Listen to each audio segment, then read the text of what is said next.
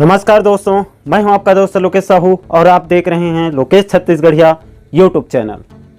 दोस्तों, छत्तीसगढ़ में डीएचआरए को लेकर बड़ी खबर निकलकर सामने आ रही है। साथियों, जैसे कि आप सभी को पता है कि डीएचआरए के मुद्दे को लेकर राज्य में घमासान मचा हुआ है और फेडरेशन ने 5 दिवसीय आंदोलन को हालांकि फिलहाल स्थगित जरूर किया है, लेकिन इधर दूसरी तरफ 22 अगस्त से बड़ा ऐलान भी कर दिया है अनिश्चितकालीन आंदोलन के लिए। और ऐसे में सरकार की अकड़ जो है वो पूरी तरह से अब टूटती हुई नजर आ रही है। सरकार बैकफुट पर जा रही है और मैं बार बार कह रहा हूं दोस्तों कि लोकतंत्र में, जमहूरियत में बातचीत से ही समाधान निकलता है कोई भी समस्या का।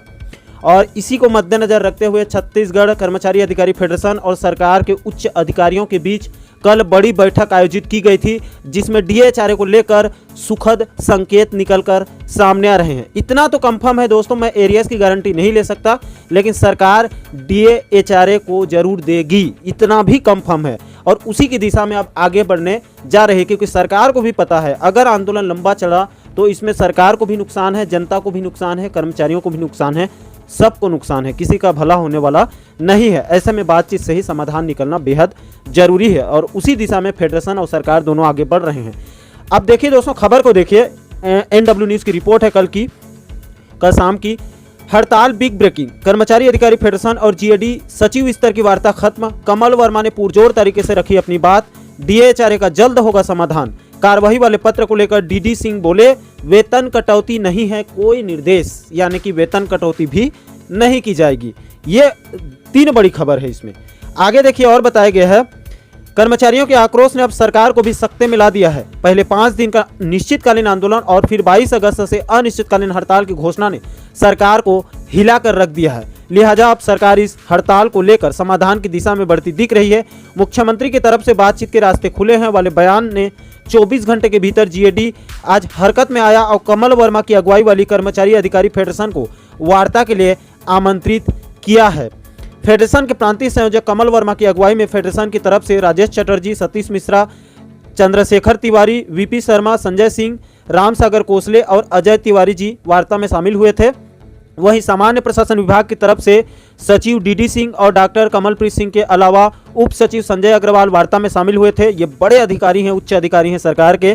करीब 1 घंटे से ज़्यादा वक्त तक चली वार्ता में कमल वर्मा ने पुरजोर तरीके से कर्मचारियों की 2 सूत्रीय मांगों से यानी डीएचआरए से जीएडी को अवगत कराया। कमल वर्मा ने उन आंकड़ों पर भी अधिकारियों के सामने रखा जिससे स्पष्ट हो रहा था कि राज्य सरकार की तरफ से महंगाई भत्ता केंद्र के अनुरूप नहीं देने और 7वें वेतनमान के अनुरूप गृह भाड़ा भत्ता यानी एचआरए नहीं देने से हर महीने 5,000 से लेकर 17,000 तक नुकसान हो रहा है। कमल वर्मा ने कहा कि यह आंदोलन 50 से ज़्यादा अलग अलग विभागों का आंदोलन था, इसीलिए इस आंदोलन को सरकार गंभीरता से ले। उन्होंने कहा कि कर्मचारी काफ़ी आक्रोशित हैं और कर्मचारियों का आक्रोश सरकार को समझना होगा।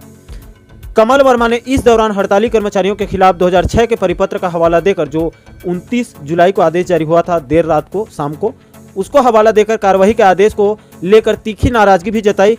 कमल वर्मा ने उस नोटिस के औचित्य पर सवाल उठाते हुए कहा कि फेडरेशन कर्मचारियों के अधिकृत व पंजीकृत संस्था है। हड़ताल पर जाने के लिए पूरे नियम और प्रक्रिया का पालन किया गया, तो फिर आखिर कार्रवाई का नोटिस क्यों जारी किया गया है? बिल्कुल दोस्तों, ये समझ से परे है। कमल वर्मा ने बैठक में ही 2 टूक कह दिया कि हर हाल में सरकार को इस आदेश को वापस लेना ही होगा।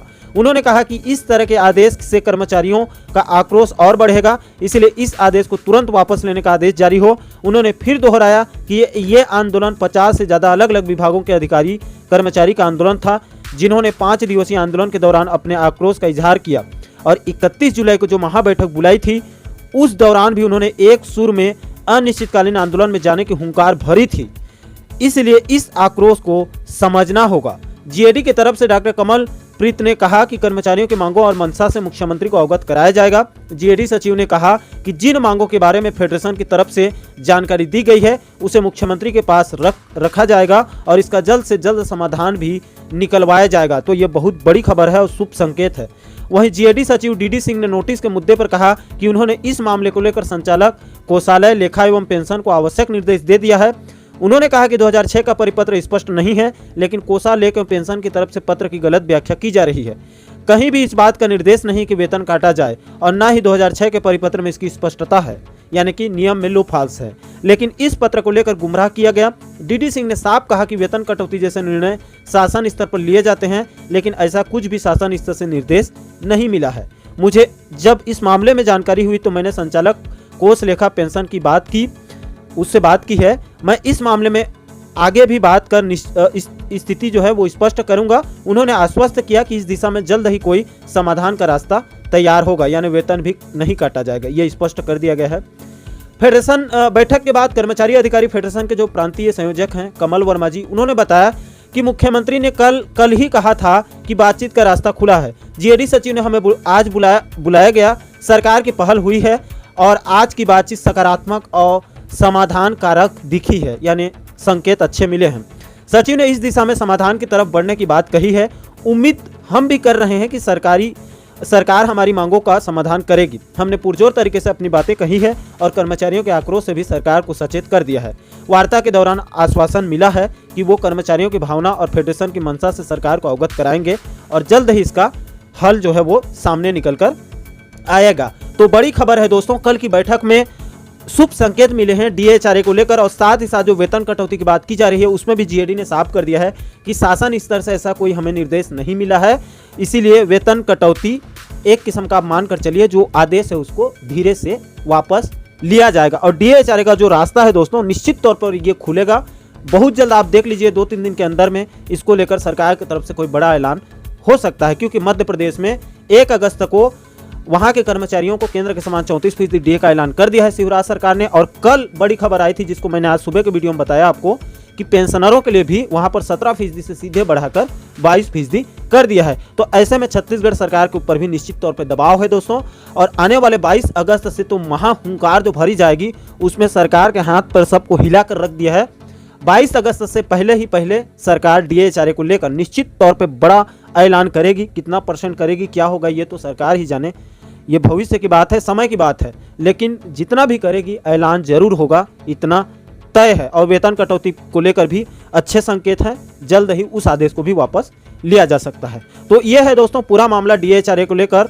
अब इस पूरे मुद्दे पर आपकी क्या राय है? क्या बातचीत से ही समाधान निकलेगा या निकलता है, या फिर सिर्फ आंदोलन ही करने से कोई रास्ता निकल सकता है? आपके जो भी विचार होंगे आप नीचे कमेंट सेक्शन में अपनी प्रतिक्रिया जरूर दीजिए साथियों।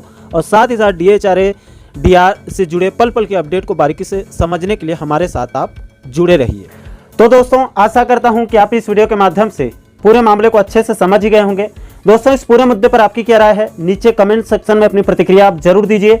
और साथ ही साथ आप आगे भी डीएचआरए ट्रांसफर, प्रमोशन, वेतन विसंगति, नियमितीकरण के साथ साथ प्रदेश के और भी बाकी महत्वपूर्ण मुद्दों और मसलों पर वीडियो देखना चाहते हैं तो हमारे चैनल को आप सब्सक्राइब जरूर करें ताकि हमारे सभी नए वीडियो का नोटिफिकेशन आप लोगों तक तुरंत पहुंच सके।